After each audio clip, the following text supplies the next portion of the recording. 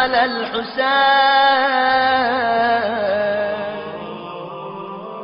تو خاص طور پر میرا مولا سجاد، یعنی کربلا سے جب یہ قافلہ چلا ہے تو مسئلہ صرف یہ نہیں ہے کہ سجاد اپنی بہنوں اور پھوپھیوں کو ننگے سر قیدی بنا دیکھ رہا. کائنات کا سب سے بڑا مسئلہ سجاد کے لیے یہی ہے، مگر اس کے علاوہ بھی شمر کیسا ملعون و جہنمی، مگر ایک بات وہ جانتا، چنانچہ کئی بار راستے میں اس نے اس طریقے پہ عمل کیا. اور وہ کیا ہے؟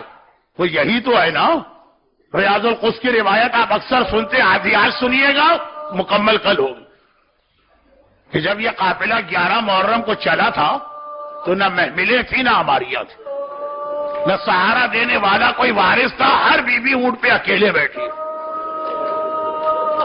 ننھے ننھے بچے اپنی ماں کی گود میں بٹھائے گئے، مگر ایک بچی سکینہ ہے کہ شمر کہتا ہے میں اسے کسی کی گود میں بھی بیٹھنے کی اجازت نہیں دے سکتی.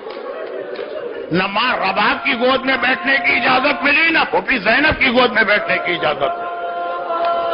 کہا یہ اونٹ پر بیٹھے گی اور اکیلے بیٹھے گی. زینب فرماتی رہی اے شمر یہ بچی کبھی بھی اکیلے نہیں بیٹھی ہے اور محمل میں نہیں بیٹھی، یہ تو بغیر محمل کی سواری، بچی کہیں گر جائے گی. ظالم کہاں سنتا ہے دوسرے کی بات، کہاں نہیں گرے گی بچی. اب یہ قافلہ چل رہا چلتے چلتے اچانک رک گیا. شمر ملعون اپنی سواری سے اترا، آگے بڑھا، سپاہیوں کے قریب آیا، بغیر اجازت کے قافلہ کیوں روکا؟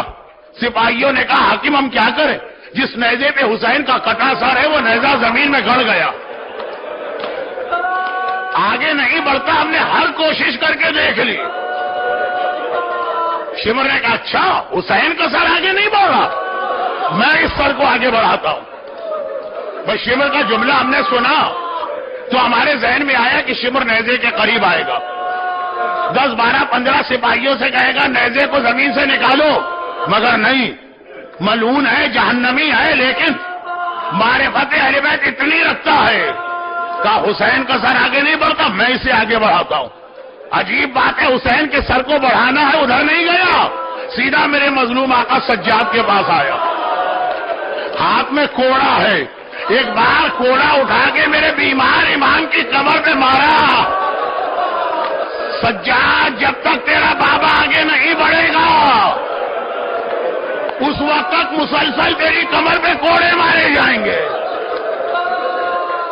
سمر جانتا ہے، دیکھیں یہ بھی سجاد کا ایک امتحان. سجاد نے صرف ایک جملہ کا بابا رک کیوں گئے ہیں؟ کٹے سر سے آواز آئی سجاد میں تیری مظلومیت کو دیکھ رہا ہوں لیکن آگے کیسے بڑھوں؟ میری سکینہ اونٹ سے جنگل میں گر گئی ہے، جب تک کہ سکینہ نہیں آئے گی حسین آگے نہیں بڑھے گا. شمر و سجاد ادھر تو چھوڑیے بات، زینب کے کان میں بھائی کا جملہ آ گیا، ارے میری سکینہ گر گئی ہے. شہزادی گھبرا کے اونٹ سے اتری، جنگل میں داخل ہوئی. اینا سکینہ، اینا سکینہ، ارے سکینہ بیٹی کہاں ہو، بوبی کو جواب دو. سکینہ کا جواب تو نہ آیا. ایک جگہ جھاڑیوں کے درمیان ایک نقاب پوش اور سیاہ پوش بیوی زمین پر بیٹھے نظر آ گئی اور ننھی سکینہ ان کی گود میں سر رکھے سو رہی ہے. زینب نے یہ منظر دیکھا، شہزادی گھبرا گئی. دیکھیں فطرت کیا کہتی ہے، ماں کا بیٹا کھو گیا، جیسے ہی ملے گا وہ تڑپ کے آگے بڑھے گی، اپنے بیٹے کو اٹھا کے گلے سے لگائے گی. مگر زینب نے یہاں دو اتنی عجیب باتیں دیکھی کہ سکینہ مل گئی مگر زینب نے سکینہ کو نہیں اٹھایا. حیرت کے ساتھ نقابپوش بی بی کو دیکھا اور کہا کہ دو باتیں مجھے بڑی عجیب لگی.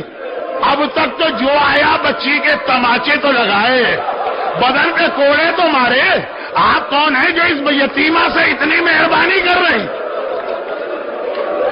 اور اس سے زیادہ عجیب بات، یہ بچی تو وہ ہے جب سے اس کا بابا مارا گیا اسے کبھی نیند ہی نہیں آتی ہے، کسی کے پاس اسے آرام ہی نہیں ملتا ہے.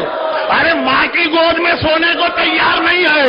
آپ کون ہیں کہ میری بچی اتنے آرام سے آپ کی گود میں سو گئی؟ نقاب کے پیچھے سے آواز آئی، ارے اگر میں اس بچی پہ مہربانی نہ کروں تو کون کرے گا؟ اور اگر میری گود میں یہ نہ سوئے تو کس کی گود میں سوئے گی؟ ارے جس کی گود میں حسین سوتا تھا، اگر حسین کی بیٹی سو گئی. زینب نے آواز سنی، حیرت بڑھ گئی، پریشانی بڑھ گئی. بی بی آپ کی آواز میں نے سنی ہے، یہ جانی پہچانی آواز ہے، للہ اپنا تعارف کرائیے آپ کون ہے؟ کوئی نامحرم نہ تھا. بی بی نے چہرے سے نقاب کو ہٹایا. زینب بیٹی، ارے مجھے دیکھ کے پہچان، میں تیری ماں فاطمہ زہرا، جنت البقیع سے یہاں تک تیرے ساتھ ہوں، اور ہر مصیبت میں کوئی تیرا ساتھ دے کہ نہ دے، تیری ماں فاطمہ ہر جگہ تیرے ساتھ.